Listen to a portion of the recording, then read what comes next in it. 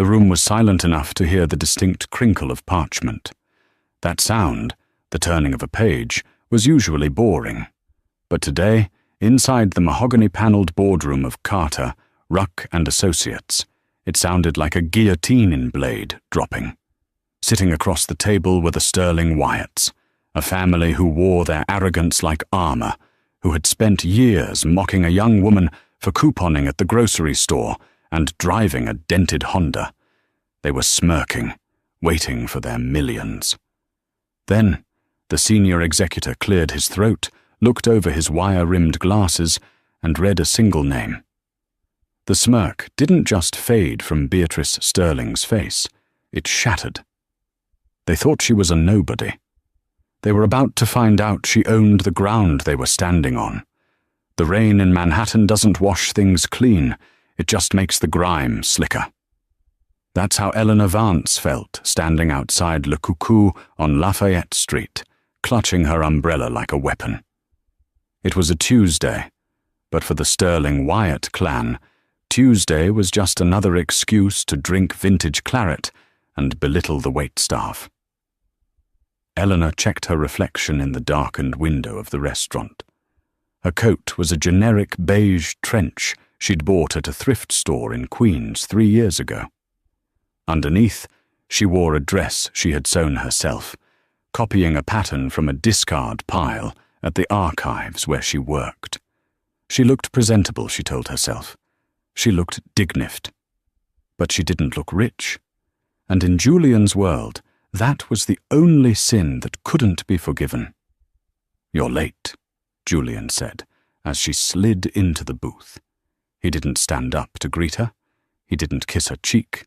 He was busy swirling a glass of amber liquid, his eyes fixed on something over her shoulder. Probably a mirror.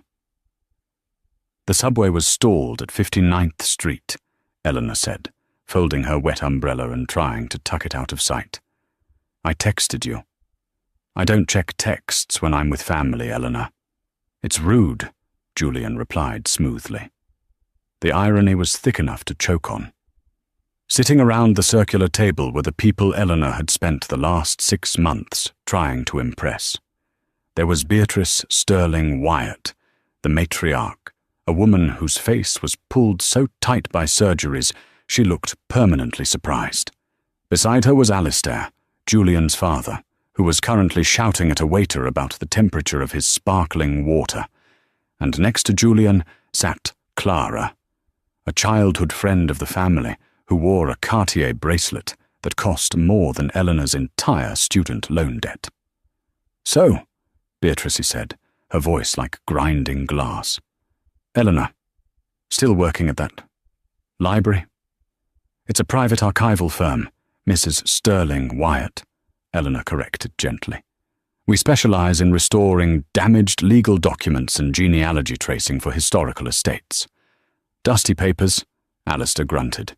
"Does it pay?" "It pays enough to cover my rent and my loan payments," Eleanor said, reaching for the menu. She scanned the prices and felt a familiar knot in her stomach. The cheapest appetizer was $42. She mentally calculated her bank balance. If she ordered the soup and water, she could make rent this week. If she ordered an entree, she'd be eating ramen for the next 10 days. "Oh, look, she's doing the math," Clara giggled, leaning into Julian. "It's so cute, like watching a squirrel count nuts." Julian offered a tight, embarrassed smile. "Just order the Dover sole, Eleanor. I'll cover it."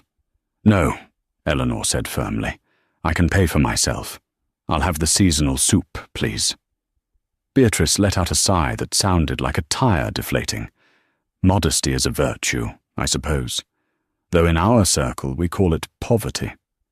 The table erupted in polite, cruel tittering.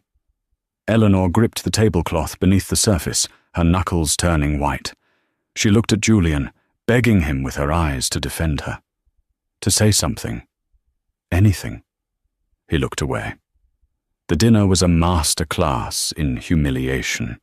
They talked about summering in the Hamptons, about the new yacht Alistair was eyeing, a 90-footer called the Sovereign, and about the ghastly people moving into their Upper East Side neighborhood. Eleanor sat in silence, eating her soup, feeling invisible. But the real drama began when the bill arrived. Alistair made a show of patting his pockets. "Ah, Beatrice, darling, I seem to have left my wallet in the Bentley." "Julian?" Julian frowned. "I thought you were treating, Dad. I maxed out the Amex on that trip to Cabo last week. The limit hasn't reset." A heavy silence fell over the table. The bill sat on the silver tray in the center, a small piece of paper that held a number likely equivalent to a down payment on a car. Beatrice laughed, a high, brittle sound. "Well, this is absurd. Clara, surely you—" Clara pouted. "Daddy took my cards. He's mad about the incident in Ibiza." All eyes turned to Eleanor. Beatrice's lips curled into a sneer. "Well, Eleanor, you're always talking about independence. Perhaps this is your moment to shine?" Eleanor stared at them. They were looking at her not with hope, but with amusement. They knew she couldn't afford this dinner. The bill was easily $2,000. They were testing her, pushing her to the breaking point to see if she would crack. I can't," Eleanor whispered. "I don't have that kind of money available right now." "Pathetic," Alistair muttered, suddenly finding a credit card in his jacket pocket. "The girl has zero liquidity. Julian, I told you, you can't build a dynasty with someone who counts pennies." "I know, Dad," Julian said. Eleanor froze. "You know?" Julian turned to her, his face devoid of the charm she had fallen in love with 6 months ago. "Eleanor, look. Us. It's been fun. A nice little experiment. But Mother is right. The charity gala is coming up next month. The press will be there. I need someone on my arm who understands that world. Someone who fits." He placed a hand on Clara's knee. "You're breaking up with me?" Eleanor asked, her voice trembling. "Here, now." "I'm doing you a favor," Julian said, leaning in. "You don't belong here, Eleanor. You're a worker ant trying to live in a beehive. It's exhausting watching you try to keep up with your little thrift store outfits and your obsessive budgeting. It's embarrassing." "Embarrassing?" Beatrice echoed. "Truly." "Now run along, dear. We have business to discuss. Real business." Eleanor stood up. Her legs felt weak. She looked at the faces around the table, the faces of people who had never worked a day in their lives, who judged her worth based on the fabric of her coat. "You're right," Eleanor said, her voice surprisingly steady. "I don't belong here." She turned and walked out. She didn't run. She walked with a straight spine, past the Maître d', past the coat check, and out into the pouring rain.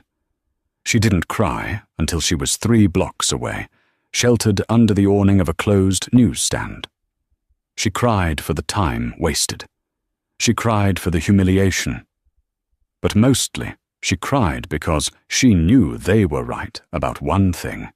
In this city, without money, you were nothing. Or so she thought. The next morning, Eleanor arrived at Archives and Origins, the boutique firm located in a dusty, narrow building on West 43rd Street. Her eyes were puffy, but her resolve was hardened like steel. She needed work. Work was the only thing that never lied to her. "Morning, Eleanor," Mr. Henderson, the firm's owner, called out. He was a kindly man who smelled of pipe tobacco and old glue. "Big job today. A courier just dropped off the dead files from the massive merger of Blackwood and Thorne." Eleanor nodded. "The law firm that dissolved last week?" "The very same. They're purging their physical archives. We need to sort, catalogue, and destroy the non-essentials. But—" Mr. Henderson lowered his voice. "Be careful. There are rumors that old man Harrison Blackwood kept personal files mixed in with the corporate ones. If you find anything marked Private Trust, It comes straight to me. Understood? Understood, Eleanor said. She put on her white cotton gloves and retreated to the basement. It was her sanctuary, rows of metal shelving, humidity-controlled air, and the smell of history. For 4 hours, she sorted through mundane legal briefs, land deeds from the 1980s, and corporate tax returns. It was tedious, numbing work, exactly what she needed to forget Julian's face. She was reaching for a box marked HB. Personal, $99.99, when her hand knocked over a slim, leather-bound folder that had been wedged behind the shelf. It fell to the floor with a heavy slap. Eleanor bent down to pick it up. The leather was cracked with age, and the gold embossing on the front had faded, but she could still read the initials. A.V. Eleanor frowned. A.V. Her own initials were E.V. for Eleanor Vance. But her mother's name was Amelia Vance. Her heart did a strange little flip. It was a coincidence. Vance was a common name. She opened the folder. The first page was a photograph. It was black and white, grainy, taken perhaps 30 years ago. It showed a man standing on a dock, laughing, the wind blowing his hair. He was handsome, with a strong jaw and eyes that crinkled at the corners. Beside him, looking young and radiant, was a woman in a sundress. Eleanor gasped, dropping the folder onto the metal table. She knew that woman.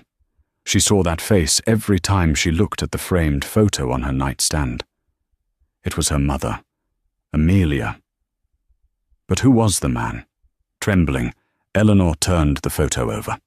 In faded blue ink, written in a sprawling, confident hand, were the words, Harrison and Amelia, Montauk, 1994. The only time I was truly happy. Harrison Blackwood, the billionaire industrialist, the man whose estate was currently being fought over by every shark in New York City, the man whose dead files she was currently sorting. Eleanor's mother had been a nurse. She had died when Eleanor was 18, leaving behind nothing but debt and a few boxes of books. She had never spoken about Eleanor's father. He was a good man who couldn't stay, was all she ever said. Eleanor flipped to the next document in the folder. It was a birth certificate. Her birth certificate.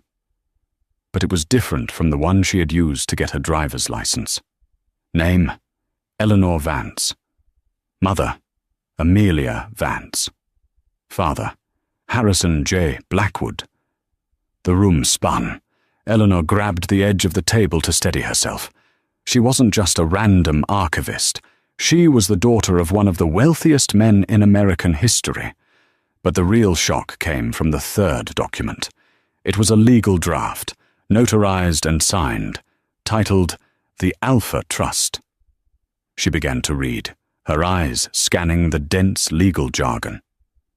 In the event of my passing, the entirety of my liquid assets, real estate holdings including the Kensington estate and the Midtown Tower, and the controlling interest in Blackwood Industries shall bypass the public probate process.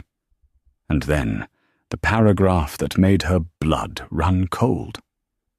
It has come to my attention that my distant cousins, the Sterling Wyatt family, have been leveraging their tenuous connection to my name to secure loans and social standing. Let it be known that Alistair Sterling and his lineage are explicitly excluded from this trust. They are to receive the sum of $1 to ensure they cannot contest the will on the grounds of being forgotten. Eleanor covered her mouth. The Sterling Wyatts, Julian's family. They had claimed for years to be the heirs apparent to the Blackwood fortune. It was the source of their credit, their reputation, their arrogance. Julian had practically bragged that once old Uncle Harrison kicked the bucket, they would be billionaires. She read on. The sole beneficiary of the Alpha Trust, upon the condition that she is found to be of sound moral character and modest living, shall be my daughter, Eleanor Vance. Eleanor stared at the paper. The date on the signature was 2 weeks before Harrison Blackwood died. She looked at her cheap watch. It was 2 p.m. Julian had dumped her because she was poor. He had humiliated her because she drove a Honda. He had cast her aside because she didn't fit into his future dynasty. And sitting right here, in a dusty basement on West 43rd Street, was the proof that Julian's family was broke, and Eleanor was the owner of the very empire they were trying to steal. A slow, cold anger began to burn in Eleanor's chest. It wasn't the hot, tearful sadness of the night before. This was different. This was the fuel of a woman who had been laughed at for the last time. She closed the folder. She didn't take it to Mr. Henderson. Not yet. She took out her phone. She had a notification from Instagram. It was a story posted by Clara. The video showed Clara and Julian clinking champagne glasses on the deck of a boat. The caption read, "Future so bright we need shades." Blackwood heirs. Power couple. Eleanor looked at the picture of her father. She looked at the trust document. "You want a show?" she whispered to the empty room. "I'll give you a show." She picked up the phone and dialed the number at the top of the legal letterhead, the private line of Harrison Blackwood's personal attorney, a man named Titus Thorne. "Carter, Ruck and Associates, Mr. Thorne's office." A crisp voice answered. "Hello," Eleanor said, her voice steady and commanding. "My name is Eleanor Vance. I have the Alpha document, and I'd like to schedule a meeting today." The silence on the other end was deafening. "Miss Vance," the voice came back, sounding breathless. We have been looking for you for 20 years. Please hold." The game was on. The offices of Carter, Ruck and Associates occupied the top 3 floors of a steel monolith on 5th Avenue. The elevator ride alone made Eleanor's ears pop. When the doors slid open, she wasn't greeted by a receptionist, but by a man who looked as if he had been carved out of granite. Titus Thorne was in his 60s, wearing a charcoal suit that cost more than Eleanor's entire education. He had the eyes of a hawk, sharp, intelligent, and unblinking. "Miss Vance," he said, extending a hand. His grip was firm. "You have no idea how long I have waited for this moment." He ushered her into a corner office that overlooked the entirety of Central Park. On his desk sat a single sealed envelope and a glass of water. "Sit, please," Thorne said. Eleanor sat. She clutched the leather folder to her chest. Is it real? Or is this some kind of sick joke? Thorne sat down and folded his hands. Harrison Blackwood was a brilliant man, but he was a lonely one. He met your mother during a summer in Montauk. He loved her deeply, but his father threatened to disown him if he didn't marry a suitable match, specifically a duchess from Luxembourg. Harrison refused the marriage, but your mother, she left. She didn't want to be the reason he lost his empire. She disappeared. He spent the next 20 years looking for her. By the time private investigators found a trace, Amelia had passed away. We knew there was a child, but the trail went cold. He pointed to the folder in Eleanor's hands. "That document is the key to a vault, essentially. But before we proceed, we need a DNA test. It's a formality, but necessary." The test was quick, a swab, a rapid analysis machine in the adjoining private suite. An hour of agonizing silence followed, during which Eleanor drank 3 cups of tea and stared at the skyline, wondering if she was about to wake up in her studio apartment in Queens. Then the door opened. Thorne walked in. He wasn't smiling. Lawyers like him rarely did, but his shoulders were lower, his expression softer. "Hello, Miss Blackwood," he said softly. Eleanor let out a breath she felt she'd been holding for a lifetime. "So it's true," she whispered. "It is," Thorne said. He opened a thick binder on his desk. "Now to business. The estate includes the Blackwood Industries conglomerate, a controlling interest in 3 tech firms, the Kensington Manor in London, the penthouse we are currently standing in, and a liquid trust fund. How much?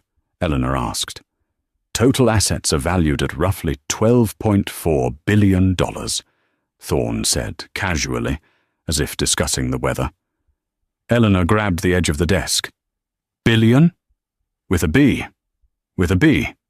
And of course the power to crush anyone who stands in your way. Thorne's eyes glinted. Which brings us to the Sterling Wyatts. Eleanor's expression hardened. They think they've won. They're throwing a gala this Saturday. The Blackwood Legacy Ball. They're announcing Julian as the new CEO. Thorne made a sound of disgust. Alistair Sterling has been bleeding the company dry for years as a consultant. Beatrice charges her plastic surgery to the corporate expense account. And Julian, the boy is a vapid, empty suit. If they take control, the company will be bankrupt in 5 years. He leaned forward. The Alpha Trust gives you immediate, total control. We can file the papers today. We can have security escort them out of their homes by dinner. Eleanor thought about it. She thought about the way Beatrice looked down her nose. She thought about Clara's giggling. She thought about Julian leaving her in the rain. Simply firing them wasn't enough. An email from a lawyer wasn't enough. No, Eleanor said slowly. I don't want to just file papers. What do you want to do? They humiliated me in public, Eleanor said. They made me feel small in front of an audience. I want to return the favor. Thorne raised an eyebrow. Go on. The gala on Saturday. The press will be there. Every major network. The Wall Street Journal. Vogue. It's the social event of the season. Good, Eleanor said. Then that's where we'll do it. I want to walk in there, Mr. Thorne. I want to look them in the eye when I take it all away. Thorne looked at her for a long moment. Then a slow, terrifying grin spread across his face. I like your style, Eleanor. But if you're going into the lion's den, we need to get you some armor. He picked up his phone. Get me Pierre, and get the security team. We have a busy week ahead. The next 3 days were a blur. Eleanor Vance ceased to exist. In her place, a weapon was being forged. Thorne moved her into the penthouse suite of the Plaza Hotel under a pseudonym.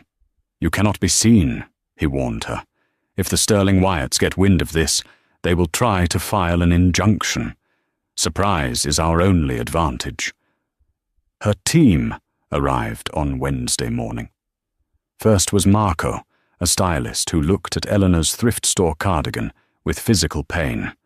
Burn it, Marco said, waving a hand. Burn it all. You are a billionaire, darling. You need to look like you own the oxygen everyone else is breathing. They spent hours fitting dresses, silks, velvets, diamonds that weighed more than Eleanor's hand. No, Eleanor said, rejecting a pink chiffon number. Too soft. I don't want to look like a princess. I want to look like a queen who just executed the king. Marco's eyes lit up. Understood. He pulled out a gown from the back of the rack. It was midnight blue, almost black, strapless, with a structural bodice that looked like architectural steel, flowing into a train that shimmered like a starry night. It was dangerous. It was perfect. While Eleanor was being fitted, she watched the television in the suite. Julian was on CNBC. He was sitting in a leather chair, looking serious and capable, a complete fabrication. The rumors of financial trouble are just that. Rumors, Julian lied to the interviewer. The Sterling Wyatt family has always been the bedrock of this company.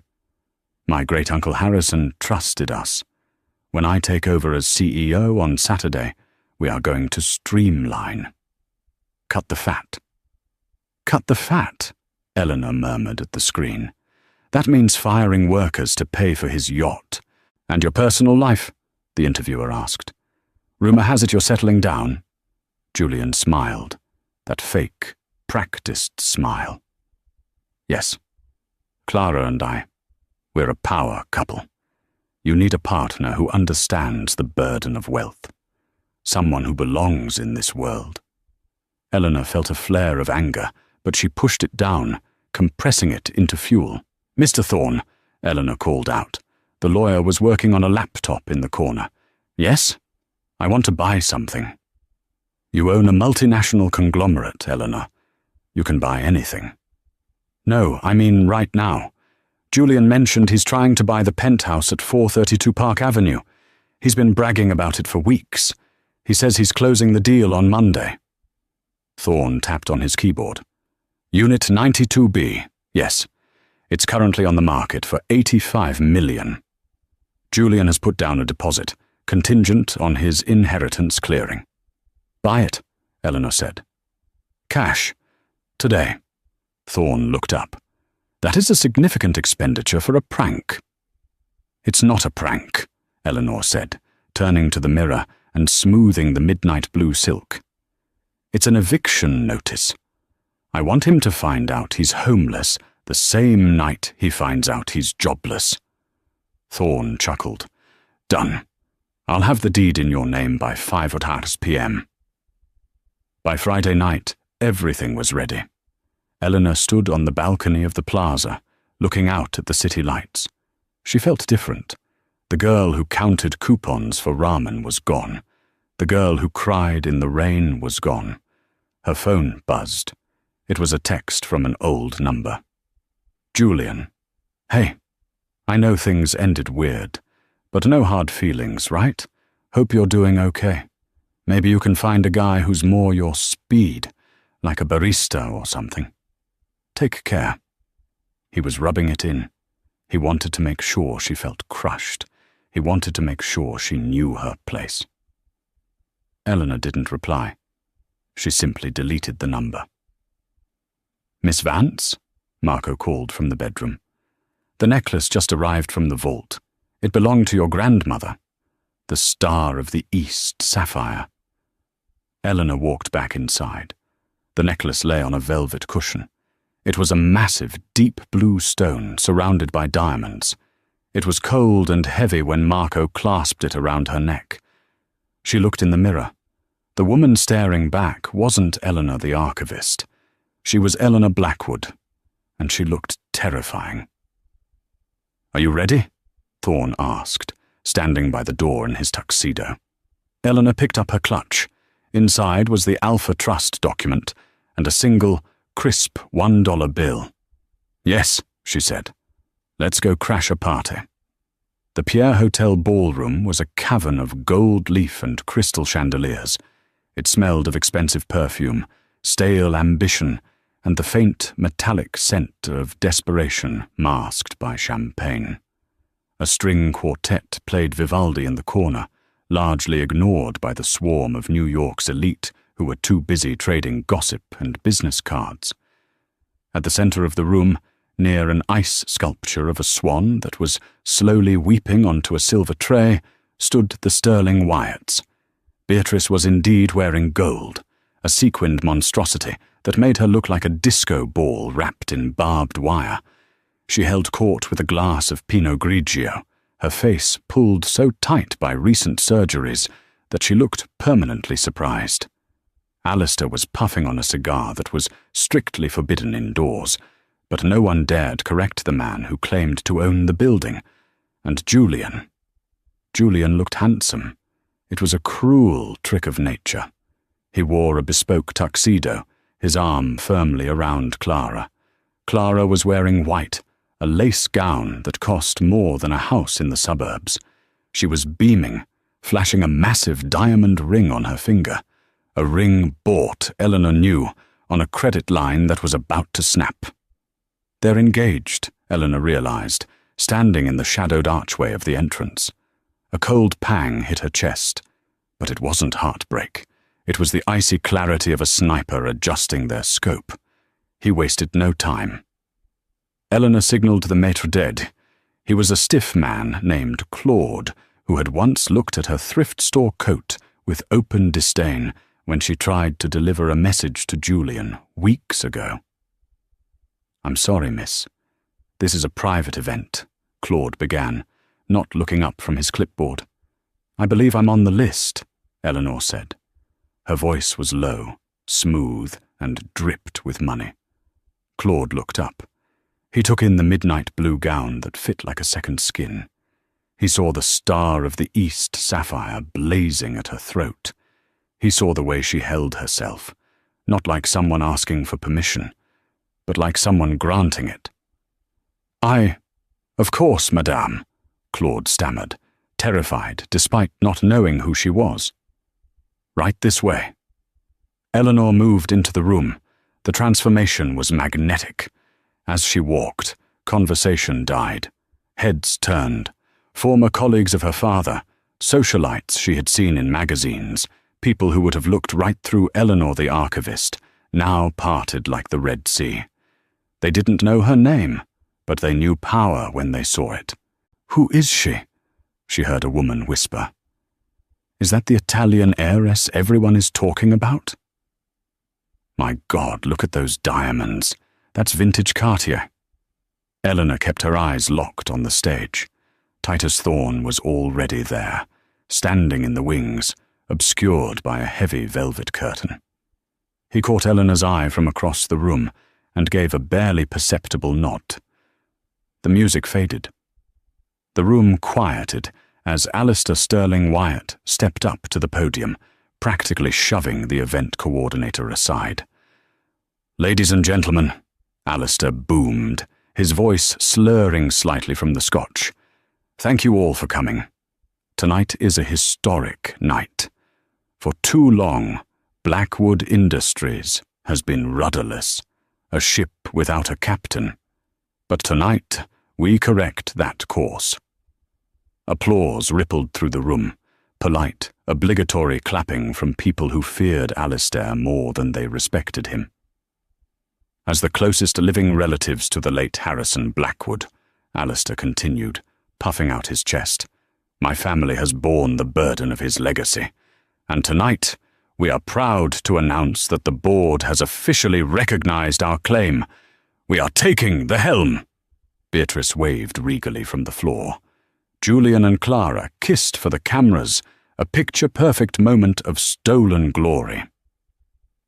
"Furthermore," Alistair shouted over the applause, "my son Julian will be stepping in as CEO effective tomorrow morning.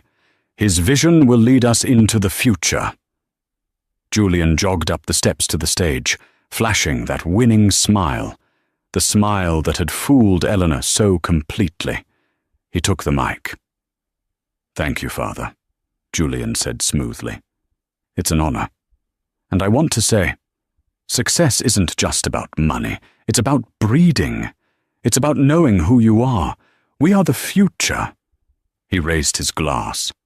"To the Sterling Wyatts." "To the Sterling Wyatts," the crowd echoed. "One moment," a voice cut through the air. It wasn't loud, but it was projected with such absolute authority that it silenced the room instantly. Julian froze.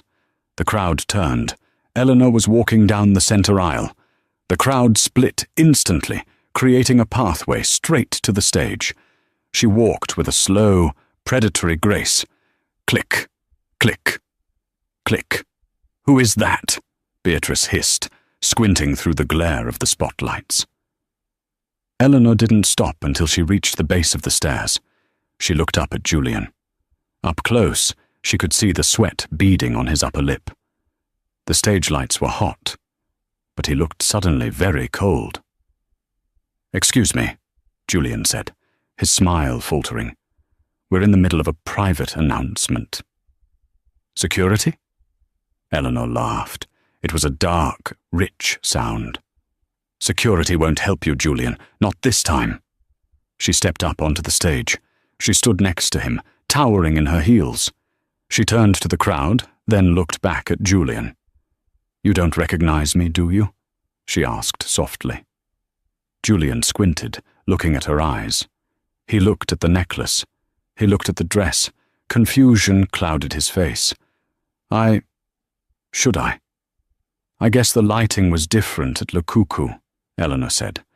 And the rain. It's amazing what a little dry weather and $12 billion can do. Julian's face went pale. His jaw dropped. Eleanor? A gasp went through the front row. Beatrice stood up so fast she knocked her chair over. The librarian! That's impossible! Eleanor! Clara shrieked from the side. What is she doing here? Why is she wearing that? Eleanor ignored them. She turned to the microphone. My name, she addressed the crowd, is Eleanor Vance. Until yesterday, I was an employee at Archives and Origins. I fixed old papers. I mended broken history. She paused. The room was dead silent. You could hear the ice melting. But while mending those papers, I found something. I found the history of a man named Harrison Blackwood. A nervous murmur went through the crowd at the mention of the dead billionaire. Mr. Sterling Wyatt here claims to be the closest living relative, Eleanor said, gesturing to Alistair, who was turning a dangerous shade of purple. He claims he has the right to the company because of his name. She reached into her clutch and pulled out the folded paper. She snapped it open. The sound was like a gunshot. This is the Alpha Trust, she announced, signed by Harrison Blackwood 2 weeks before his death. Witnessed by Titus Thorne. Thorne stepped forward from the shadows of the stage, holding a thick legal binder. I can verify the authenticity of this document, he said into the mic, and I represent the estate. And what does it say? Julian demanded, his voice cracking. That you get a payout? Fine, we'll write you a check. Now get off the stage. It says, Eleanor read calmly, that the Sterling Wyatt family is explicitly disinherited. You get $1. She reached into her purse, pulled out a crisp $1 bill, and tucked it into Julian's tuxedo pocket. Don't spend it all in one place. The silence that followed was heavy, like the air before a tornado touches down. Then, pandemonium. You're lying! Beatrice screamed, scrambling up the stairs. She looked deranged, her gold dress shimmering as she clawed at the air. She's a fraud. She's a pauper. She shops at Goodwill. I saw her coupons. Security! Alistair bellowed, his face turning the color of a bruised plum. Remove this woman. She's hallucinating. 2 large security guards stepped forward, looking uncertain. Titus Thorne stepped between them and Eleanor. Gentlemen, Thorne said, his voice calm but steely. If you touch her, you are assaulting the owner of this building, the owner of the security firm that employs you, and the woman who signs your paychecks. I suggest you stand down. The guards froze. They looked at Alistair, sweating and raving. Then they looked at Eleanor, cool and regal. They stepped back, crossing their arms. Beatrice reached the podium, her face twisted in rage. You little rat! You think you can walk in here and steal my life? I'll ruin you. I'll sue you until you're begging on the street. I have lawyers. I have credit. Eleanor looked at Beatrice. She didn't flinch. She felt a strange sense of pity. You can't sue me, Beatrice, Eleanor said. You don't have the money for a lawyer. Beatrice scoffed. We have millions.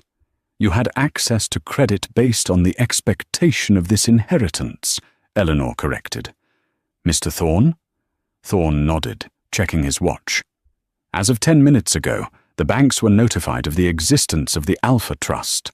The lines of credit extended to the Sterling Wyatt family have been frozen pending an investigation into attempted fraud. Your cards are declined, Beatrice. All of them. Beatrice's mouth opened and closed like a landed fish. She fumbled for her clutch, pulling out a platinum Amex. She stared at it as if it had turned into a snake. Julian, who had been standing in shock, suddenly seemed to wake up. The gears in his head turned frantically. He looked at his parents, hysterical, broken, and now destitute. Then he looked at Eleanor, radiant, powerful, and infinitely wealthy. He pushed past Clara, physically shoving his fiancée aside. "Eleanor," Julian said, his voice dropping to that seductive whisper he used to use on her in the stacks of the archives. He reached out to take her hand. "Eleanor, wait. This is amazing. Why didn't you tell me?" Eleanor stared at his hand as if it were covered in slime. "Tell you what, Julian? That you were, you know, one of us." He laughed nervously, running a hand through his hair. "Baby, look. I know things got heated at dinner, but that was just pressure. My dad, you know how he is. I had to play along. But us? We had something real. We can run this together, king and queen, just like we talked about." The audacity was breathtaking. The entire room watched, fascinated. The cameraman zoomed in. Clara let out a sob from the side of the stage. "Julian, we're engaged. You bought me a ring." Julian didn't even look at her. "Eleanor, please, don't throw away what we had over a misunderstanding. I love you." Eleanor looked at him. For a second, the room held its breath. Would she take him back? Then she laughed. "It wasn't a misunderstanding, Julian," she said. "It was a test, and you failed." She pulled her hand away. "You laughed at my income," she said, her voice projecting to the back of the room. "You mocked my clothes. You left me in the rain because I didn't fit your aesthetic. You didn't love me. You loved the idea of yourself reflected in someone you thought was smaller than you."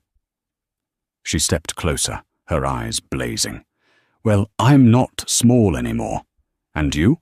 You're just a man with a $1 inheritance and a very expensive bar tab."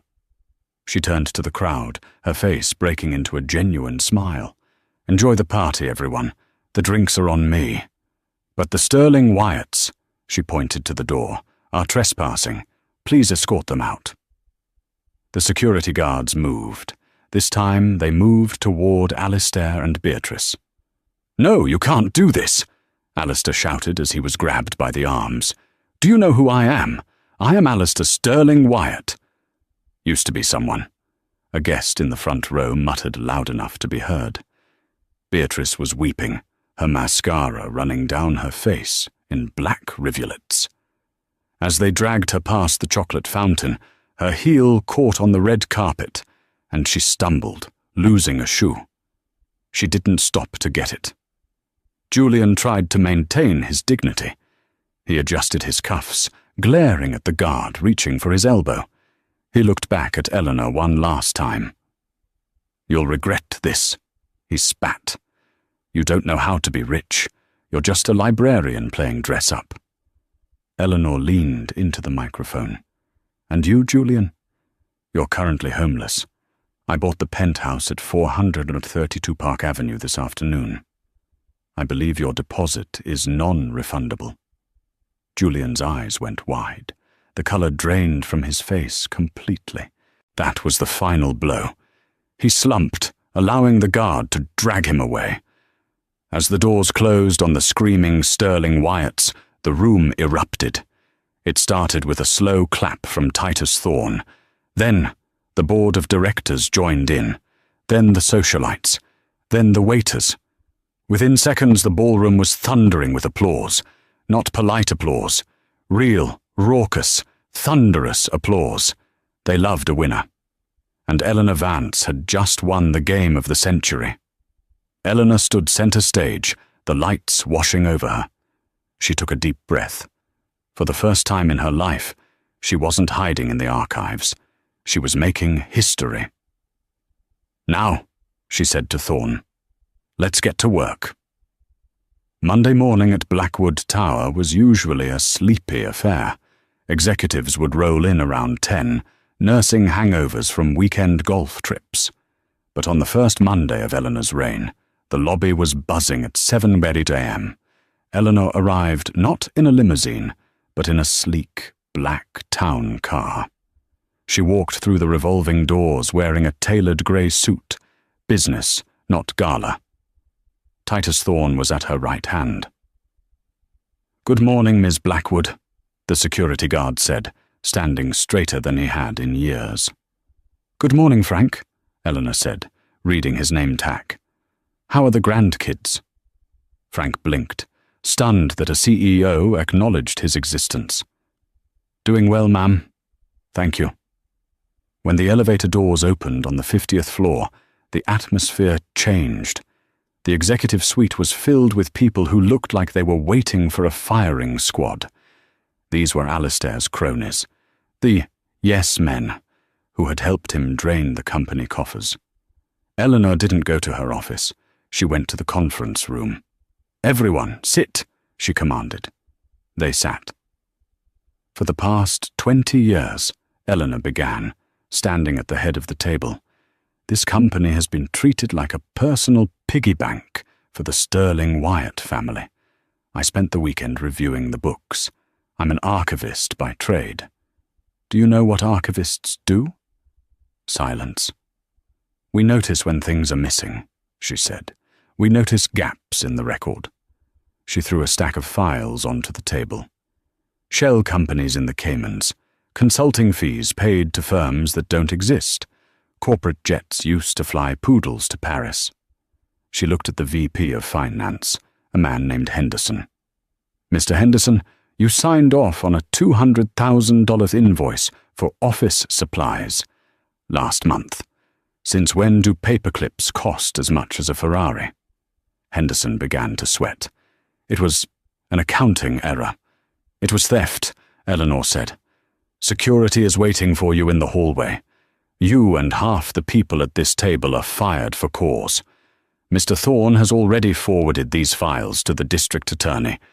I suggest you get lawyers." As security escorted the weeping executives out, the real work began.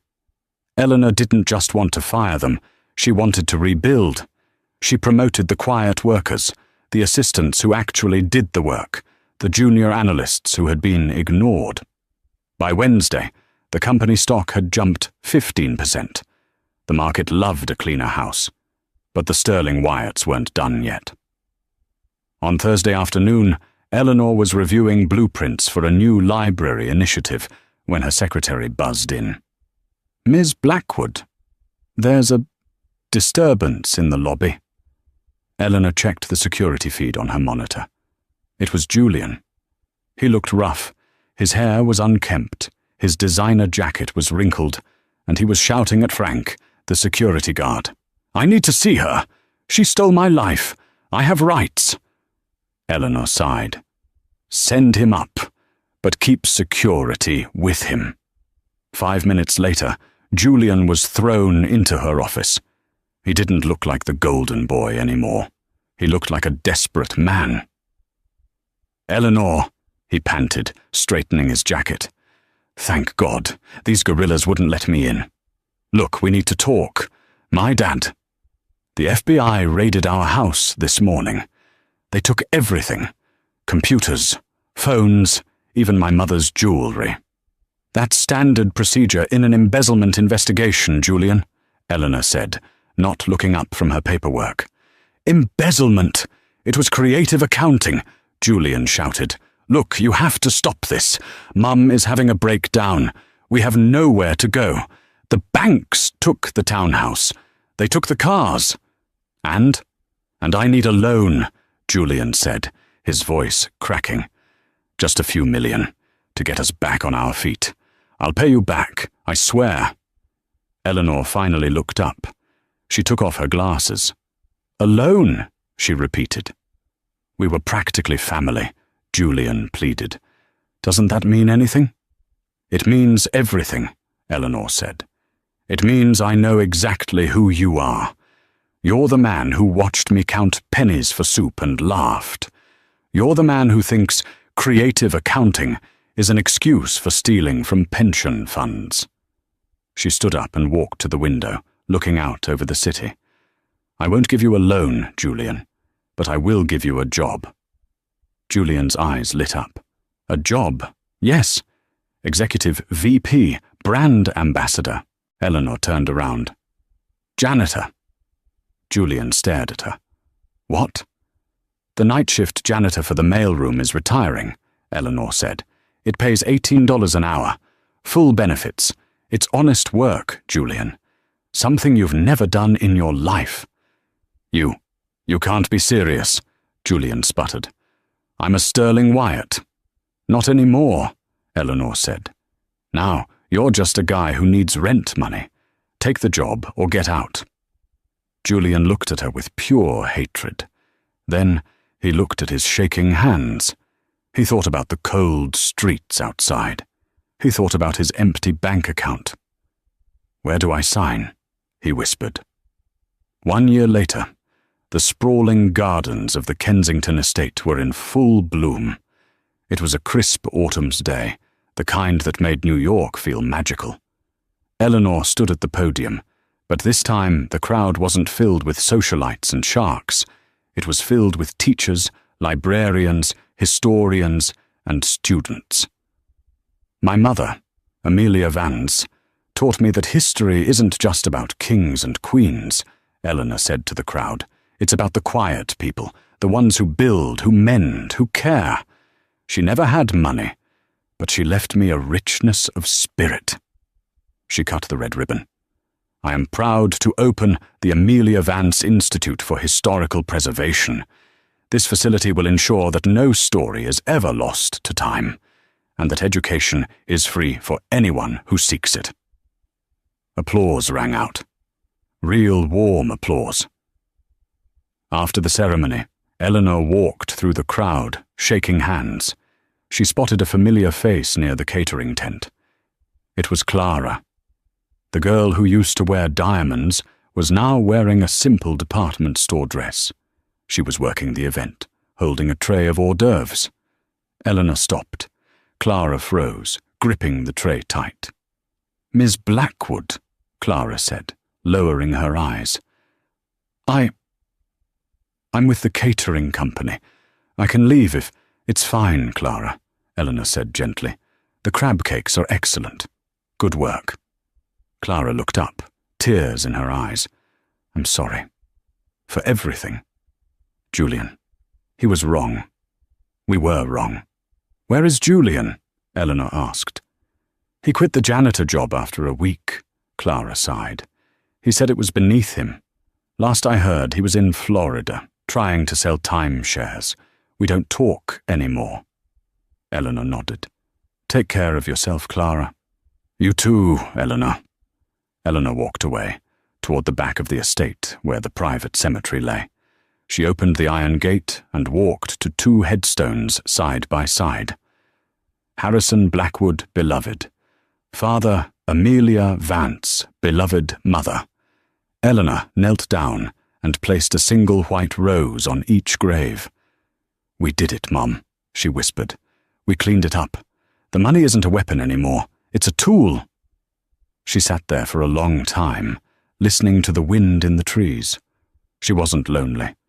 She had a company to run, a foundation to lead, and a life that was entirely her own. She looked down at her hand. She wasn't wearing the massive sapphire necklace today. She was wearing a simple silver watch, the one her mother had given her for high school graduation. It ticked steadily, a reminder that time was the only true currency. Eleanor Vance, the girl who counted coupons, was gone. But Eleanor Blackwood, the woman who knew the value of $1 and the price of a soul, was just getting started. She stood up, brushed the dirt from her knees, and walked back toward the house. Her phone buzzed. It was Titus Thorne. "The board is ready for the quarterly projection, Eleanor. Shall we begin?" Eleanor smiled. "Yes, Titus. Let's begin." And that is the story of Eleanor Vance. She taught the world that true wealth isn't about what you wear or what you drive. It's about character, resilience, and how you treat people when you think no one is watching. The Sterling Wyatts learned the hard way that when you laugh at someone's humble beginnings, you might just be laughing at your own boss. Did you enjoy this story of justice and karma?